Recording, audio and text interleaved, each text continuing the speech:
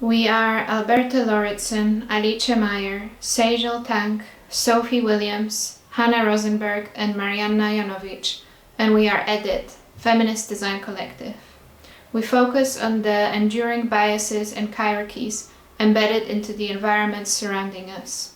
Our approach uses design as a tool to support more equal interactions, both during the design process and as the outcome of the finished project.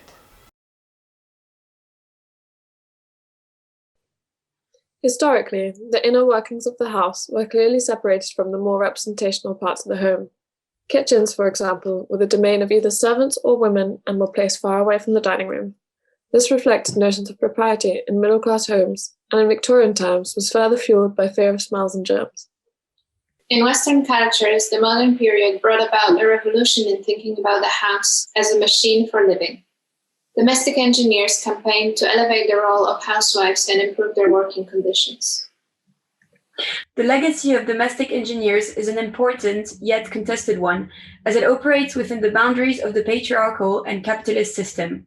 To quote Matrix Feminist Design Cooperative, the researchers asked, "How can life with your hands in the sink be a little more pleasant?" But not, "Why do women spend so much time at the kitchen sink?" The clearly defined gender roles are also reflected in the first British space standards, officially cementing them in legislation. Whilst the father goes to work, the mother cooks, cleans, and takes care of the children. She's even assigned a space where she can eat on the side after she serves dinner to her family. The mother's care work became enshrined in the collective consciousness as labor of love, a strategy used to detract from its essential economic value. Activists such as Silvia Federici campaigned for wages for housework, highlighting the fact that care work forms an essential pillar of our economic system. In the past, as well as now, technology has often been presented as a progressive solution to domestic drudgery. In post-war America, push-button magic was sold to housewives to fuel consumption, but also to entice them back to the kitchens, to make space on the job market for the men coming back from war. Technology is often the guise under which domestic work gets outsourced, either to the housewife or externally. Development economist Charity Gush explains the cycle of undervaluing care work.